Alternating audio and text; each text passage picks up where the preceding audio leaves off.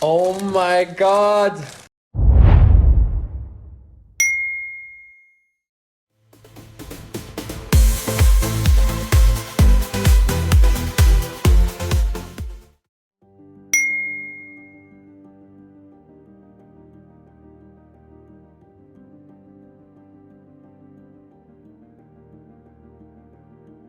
Hej wszystkim, witam Was serdecznie na moim kanale. Dziś zaproszę Was na film w zupełnie innym stylu niż moje wszystkie dotychczasowe. Skupimy się bowiem na jednym z moich eurowizyjnych faworytów z ostatnich lat. Przeniosę Was dziś do 2021 roku, czyli do roku, w którym moim zwycięzcą Eurowizji był John Steers reprezentujący Szwajcarię. Przez jakiś czas zastanawiałam się, jak podejść do sezonu ogórkowego po Eurowizji i miałam w głowie wiele pomysłów, ale w moich myślach przewijał się szczególnie jeden. Chciałam w jakiś sposób dać Wam się poznać poprzez moje filmy, wszak znamy się dopiero od jednego sezonu i to, co bardzo chciałam zrobić, to również opowiedzieć Wam o tym, co lubię i w jakiś sposób podziękować artystom, którzy najbardziej utkwili mi w pamięci po ostatnich kilku edycjach Eurowizji. Postanowiłam więc połączyć te dwa motywy i przybliżyć Wam sylwetki moich osobistych zwycięzców eurowizyjnych od 2021 roku, skupiając się zwłaszcza na przypadkach wykonawców, których muzyka została lub zostanie ze mną na dłużej. Chciałam Wam o tych artystach opowiedzieć, być może zachęcić Was do powrotu do ich muzyki, jeśli ich piosenki leżą zakurzone w Waszych bibliotekach Spotify, ale także pokazać Wam, za co ich pokochałam i przeanalizować w jakiś refleksyjny sposób ich drogę na Eurowizję oraz ich kariery po Eurowizji. Dziś na tapet weźmiemy Giona, ale będzie to seria filmów, w których omówię moich wszystkich faworytów, rozpoczynając od Giona właśnie. Żeby było ciekawiej i żeby ciężej było Wam się domyślić, kto będzie następny, nie będę kierować się chronologią. Zaczniemy jednak od 2021 roku i w przetasowanej kolejności dojedziemy do roku bieżącego. I w zależności od tego, jaki będzie odzew, być może sięgnę również po wykonawców z lat jeszcze bardziej odległych. Przypominam Wam także o zostawieniu subskrypcji oraz łapek w górę. No to co, gotowi? Jeśli tak, to jedziemy.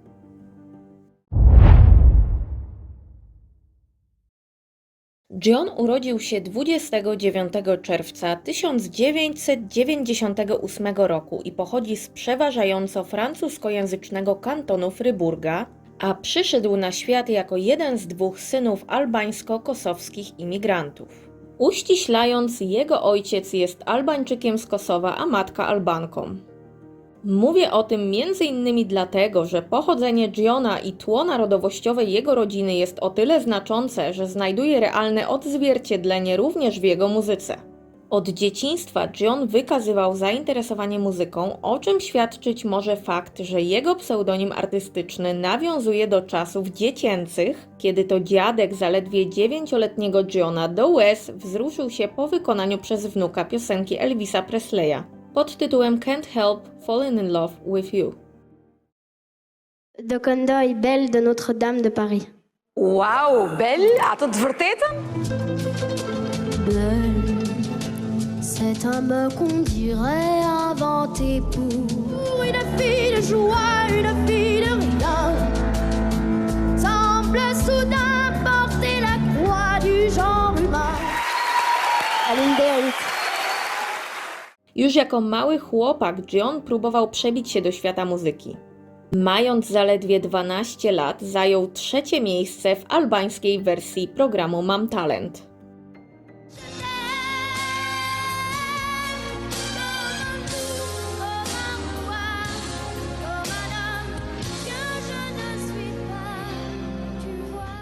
Na tym jednak jego próby się nie zakończyły. Zaledwie rok później wziął udział także w szwajcarskiej wersji programu Mam Talent, również osiągając świetny wynik i docierając do półfinałów. A wiele lat później, tuż przed przygodą z Eurowizją, spróbował swoich sił we francuskiej wersji The Voice. Do tematu francuskiego The Voice wrócimy jeszcze zresztą w sekcji kariery po Eurowizji. Do momentu udziału w Eurowizji John nie miał ugruntowanej pozycji na rynku muzycznym, a na koncie miał zaledwie 2 oficjalnie wydane single. Pierwszy pod tytułem Babi, zaśpiewany po angielsku i albańsku,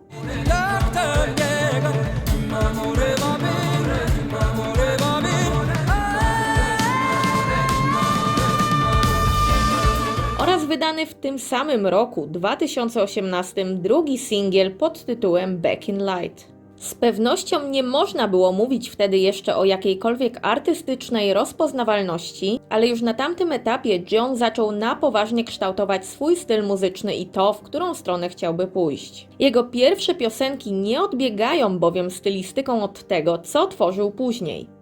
John od początku stawiał na autentyczność i emocjonalność w swoich utworach. Preferował mocne, emocjonalne ballady, w których cały fokus skupiał się na formie, w jakiej chciał przekazać emocje słuchaczowi. I był to bardzo dobry krok, gdyż to właśnie tego typu utwór przyniósł mu późniejszy sukces na Eurowizji i szerszą rozpoznawalność.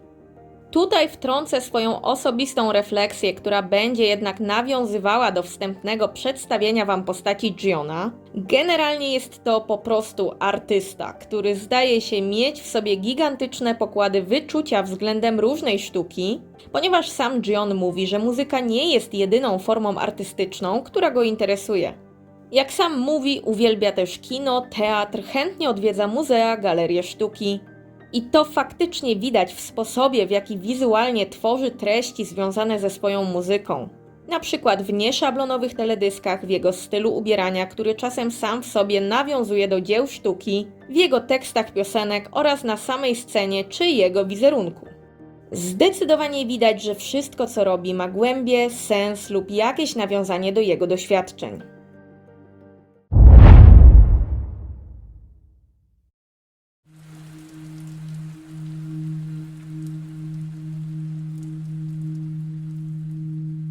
John Steers został wybrany wewnętrznie przez szwajcarskiego nadawcę do reprezentowania kraju na Eurowizji 2020. Myślę jednak, że każdy z nas pamięta ten rok i to, że już na początku 2020 roku kolejne i kolejne masowe imprezy były odwoływane ze względu na wybuch pandemii. Końcowo decyzja o odwołaniu dotknęła również samej Eurowizji. Cały konkurs został wtedy bezpowrotnie anulowany, a piosenki z tego rocznika nigdy nie miały szansy zawalczyć ze sobą o eurowizyjne zwycięstwo.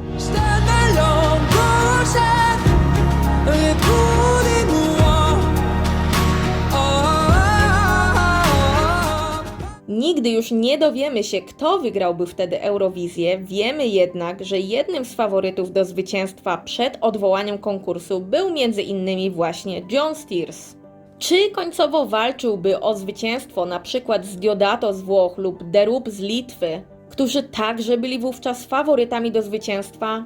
Na to pytanie nigdy już nie poznamy odpowiedzi. Nie musimy jednak znać odpowiedzi na to pytanie, by wiedzieć, że John powrócił, co nie było kwestią tak oczywistą.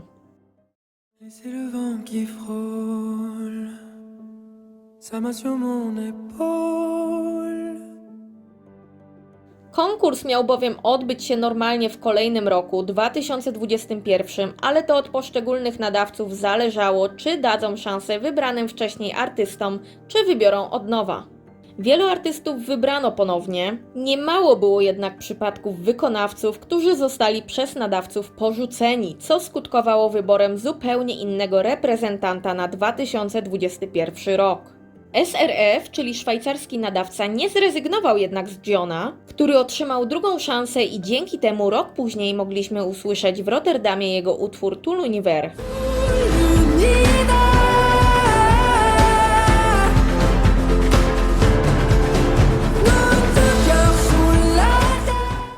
John udowodnił, że nieprzypadkowo znajdował się w gronie faworytów do zwycięstwa już rok wcześniej.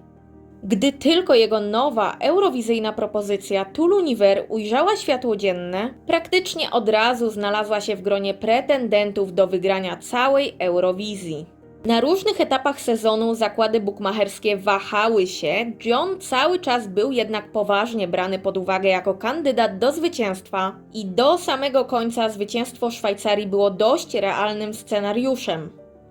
W dniu finału ostatecznie zakłady bukmacherskie ustawiły Giona dopiero jako 6. w kolejce po wygraną. Był to jednak niesamowicie wyrównany, mocny i nieprzewidywalny rok, a samo Tout l'Univers na pewnym etapie wygrywało w przewidywaniach bukmacherów, a prawie do samego końca kręciło się w okolicach top 3.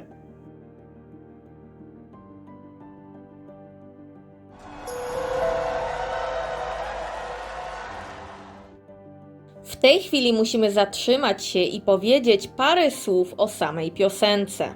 Tout l'Univers to bardzo mocna ballada, w pełni wykorzystująca potencjał wokalny i sceniczny Giona.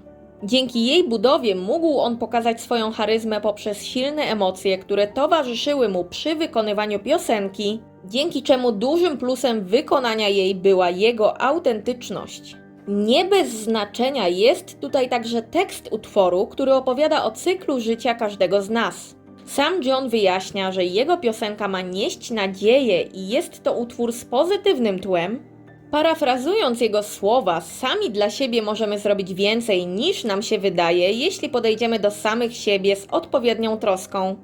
W wywiadzie, w którym szeroko wyjaśnił znaczenie swojej piosenki, mówił również, że wszechświat, o którym śpiewa w Tout l'Univers, symbolizuje to, jak wielką przestrzenią jesteśmy otoczeni i że zawsze należy patrzeć dalej niż sięga horyzont naszych problemów. Gdy zdamy sobie sprawę z tymczasowości naszych problemów i tym, jak małe one są w porównaniu do wielkich możliwości całego wszechświata, po prostu łatwiej spojrzeć na nasze troski zupełnie inaczej, z większą sprawczością ich rozwiązania. Like, the cycle of life, that we're always gonna be down and we're always will have to be up. And also the second thing was, I really wanted to say the most important person and the person that we have to love is ourselves first. And because we are for ourselves the most powerful person that we can have in our life, and the only one in who we can trust. If you're not taking care of yourself, like, you can clearly see how you're becoming, and because sometimes it gets you really, really low, and you're overthinking, and it's not helping. So I wanted to make a song with a lot of hope, even if it doesn't look like it. In French we say you have to see further. You have to see always further. It's really optimistic, an optimistic expression, and I like it a lot. And I wanted to see further than just like, okay, just see further. I wanted to see the whole space and the whole universe. And it's also a way to say, even if sometimes it's hard and you think you have lived everything, you don't have lived everything, because the universe is so big that you still have so many opportunities and so many things to live, that it's not finished. Your job is not finished here. And Również teledysk do tej piosenki miał swoje znaczenie, gdyż nawiązywał jednocześnie do przesłania z piosenki, jak i do osobistego doświadczenia artysty, któremu niegdyś przydarzył się poważny wypadek samochodowy. Jak twierdził sam Gion, to, co mu się wtedy przytrafiło, również miało wpływ na to, jak postrzega świat oraz własne życie. O tym, dlaczego tak bardzo zagłębiam się w przesłanie tej piosenki, opowiem Wam już za chwilę w następnych sekcjach. Na Eurowizji końcowo Gion zajął dla Szwajcarii 3. miejsce, zdobywając łącznie 432 punkty i zostając zwycięzcą głosowania jury. Wyżej od niego znaleźli się jedynie Barbara Pravi z Francji oraz zwycięzcy całego konkursu, czyli zespół Måneskin z Włoch. Za swoją piosenkę otrzymał jednak nagrodę kompozytorską imienia Marcela Besançon, przyznaną w dzień finału Eurowizji, oraz bezcenne doświadczenie, które otworzyło mu furtkę do dalszego rozwoju kariery.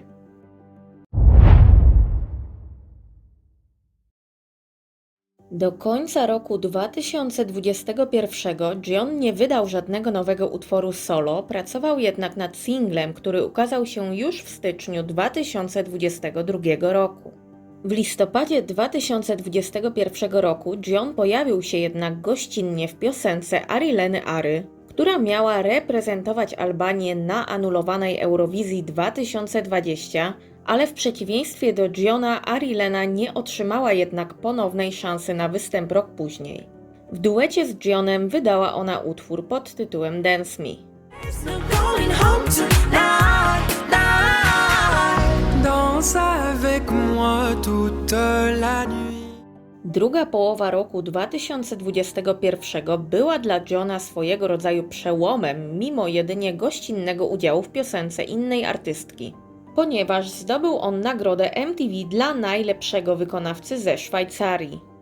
Hello everyone, it's John Steers and it's crazy. I'm receiving this award. I'm so thankful and I'm so honored to receive this prize.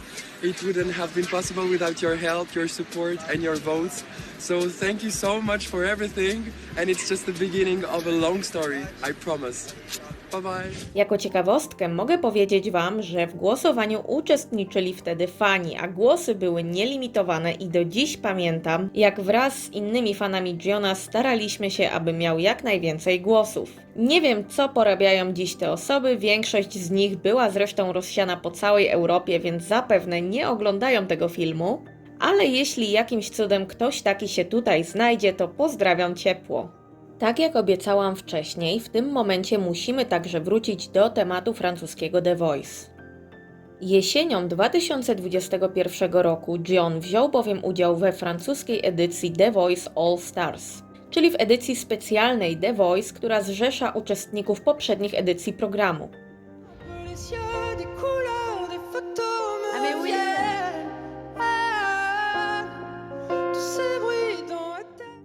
A zatem pomimo, że nie uzyskaliśmy w 2021 roku nowej solowej piosenki Giona, to z pewnością nie można było narzekać na brak zaangażowania muzycznego z jego strony. To, że na nowości od Giona w jego własnym stylu musieliśmy trochę poczekać, zrekompensował także fakt, jak mocny i dobrze wyprodukowany utwór Gion zaprezentował fanom wówczas w styczniu 2022 roku.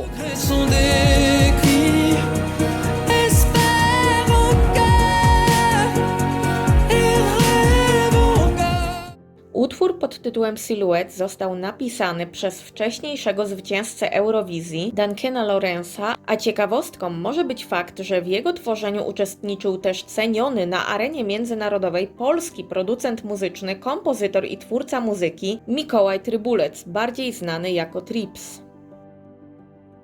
Ciekawostka, którą tutaj Wam dorzucę, jest taka, że Silhouette było również rozważane jako propozycja Giona na Eurowizję 2021. Końcowo wybrano jednak Tout l'univers. Pierwszy pełen singiel Giona po Eurowizji jest bardzo osobisty i nawiązuje do historii jego rodziny, gdyż mówi on o wędrówce osób, które szukają schronienia przed wojną i złem, dlatego muszą opuszczać swoje rodziny i szukać bezpieczeństwa w innych miejscach na ziemi. Jak mówił wówczas sam Gion, współautor swojej piosenki, Silhouette miało być próbą ilustracji uczuć jego babci, gdy jego ojciec musiał opuszczać swój kraj w poszukiwaniu lepszej przyszłości.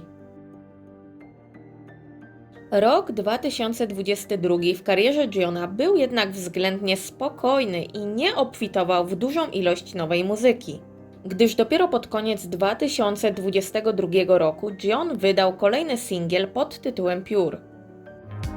Jouer des coups dans le dos. Après l'orage, je tourne la page, je change de peau. To, że Gion nie zasypywał nas nowymi utworami, nie oznaczało jednak, że niczego nie tworzy, gdyż regularnie koncertował i przygotowywał swój pierwszy debiutancki album, który końcowo ukazał się w kwietniu 2023 roku. Na albumie pod tytułem The Game znalazły się jego poprzednie single oraz sporo nowej muzyki, absolutnie nawiązującej do stylu, do którego Gion nas przyzwyczaił. Czyli przejmujące teksty, autentyczność i prawdziwe emocje w każdym utworze. Jeśli chodzi o moje prywatne odczucia, to nadal chętnie wracam do tego albumu. Zwłaszcza gdy potrzebuję chwili na refleksję i chcę poczuć prawdziwość emocji płynących z muzyki. A co Gion porabia dziś? Otóż dalej tworzy i mimo, że możemy powiedzieć, że nie zalewa nas dziesiątkami nowych utworów, to kiedy jakieś już się pojawiają, to da się wyczuć, że Gion stawia po prostu na jakość, a nie ilość. W niedawnym czasie wydał nawet piosenkę w kolaboracji z Polakami, gdyż jeden z jego najnowszych utworów pod tytułem Balloons John wykonuje z Bartem Derylo i Szymonem Justyńskim.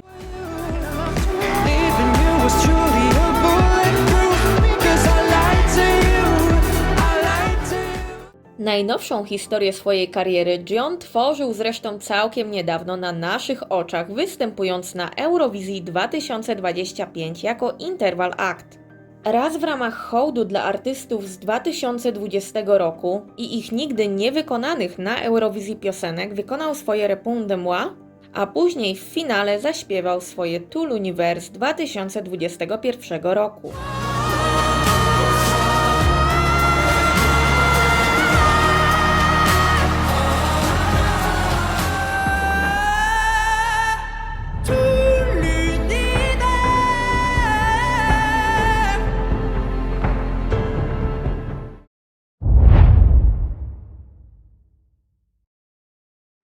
W tej sekcji chciałabym skupić się na różnych ciekawostkach dotyczących Johna i jego kariery.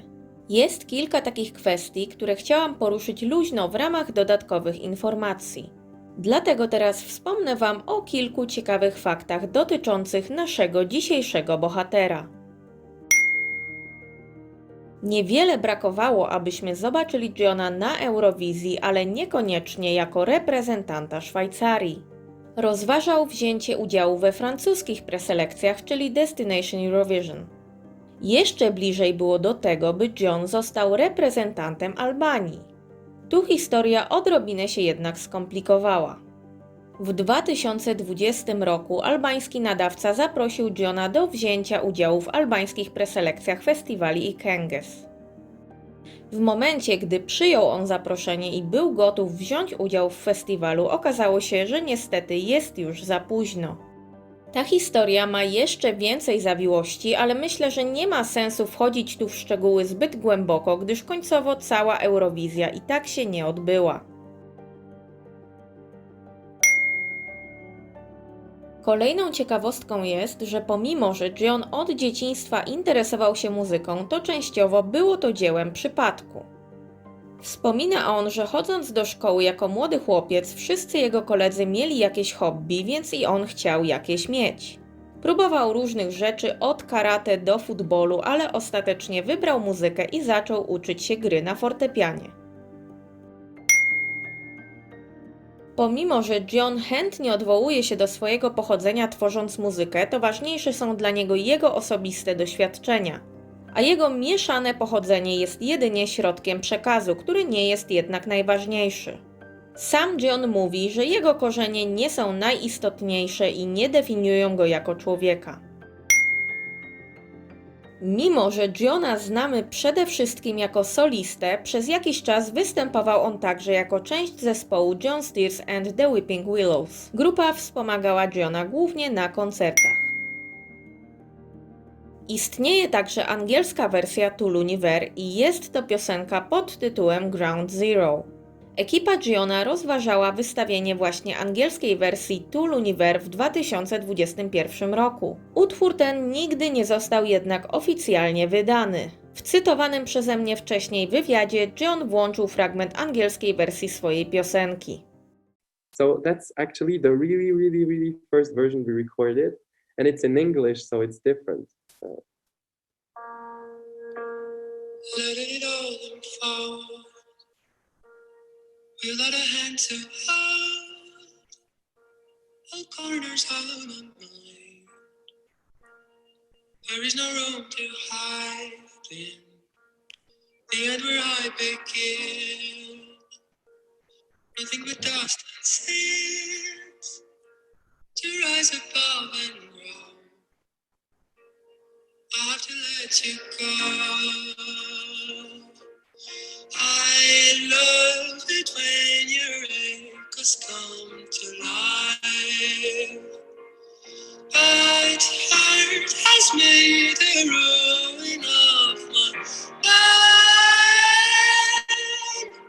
I don't know if you heard it in a great quality, but yeah, that was from my phone. Tak jak już wspominałam, utwór ten nigdy nie został oficjalnie wydany, ale John wykonał go na swoim livestreamie na Instagramie. Kawałek tego live'a, na którym wykonał on tę wersję swojej piosenki, jest też dostępny na YouTubie i zostawię Wam link w opisie. Wideo do Tout l'univers, które znamy, miało być oparte o inną koncepcję. Niestety na tydzień przed końcem prac nad teledyskiem utracono aż 70% tego, co zdążono nagrać. Większość scen trzeba było nagrywać od nowa. Jak na taką katastrofę i tak niewielką ilość czasu, muszę przyznać szczerze, że wideo wyszło naprawdę świetnie. Nawet jeśli w założeniu miało być jeszcze bardziej efektowne.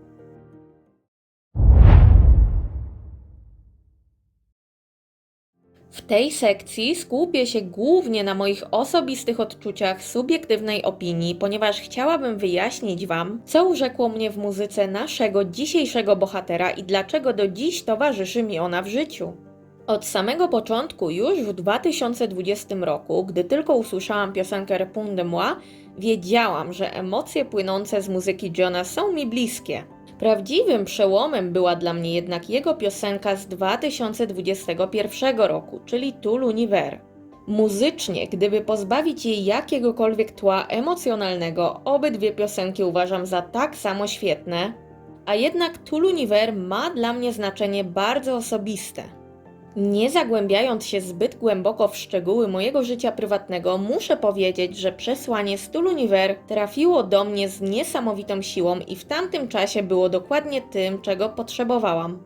Tekst tej piosenki był dla mnie jakimś przebłyskiem, który pozwolił mi spojrzeć na samą siebie i swoje troski w inny sposób. Bardzo cenię sytuację, gdy muzyka, prócz tego, że fajnie się jej słucha, wnosi jakieś realne refleksje do mojego życia.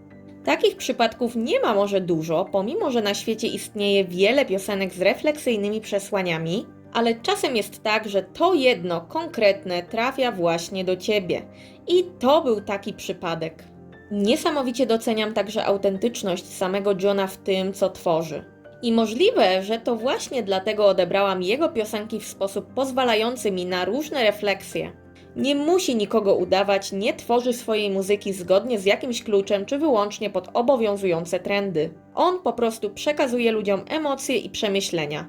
Jest w tym sobą, nawet kiedy pewne emocje w jego muzyce są po prostu trudne czy ciężkie.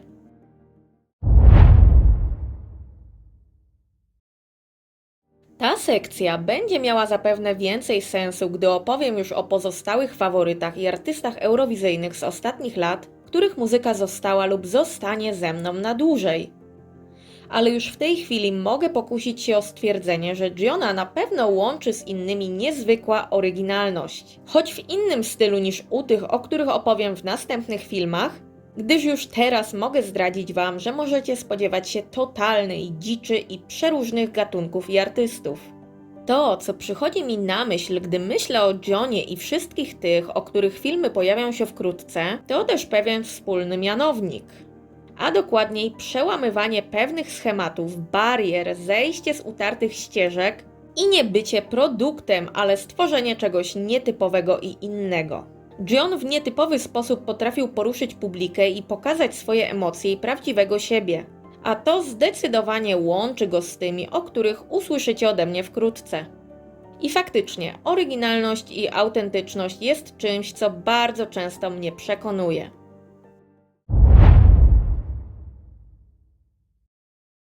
Mam nadzieję, że taki format filmów przypadnie Wam do gustu. Ja osobiście bardzo cieszę się, że mogłam Wam przypomnieć o kimś tak ciekawym jak John Steers. W najbliższym czasie pojawią się kolejne filmy, tak jak mówiłam, w kolejności zrandomizowanej, więc nie nastawiajcie się na konkretny rocznik. Jeśli macie jednak jakieś życzenie co do konkretnego rocznika, mimo że formalnie nie macie pewności, o kim z danego roku chcę Wam powiedzieć, to zachęcam do zostawienia w tej sprawie komentarza.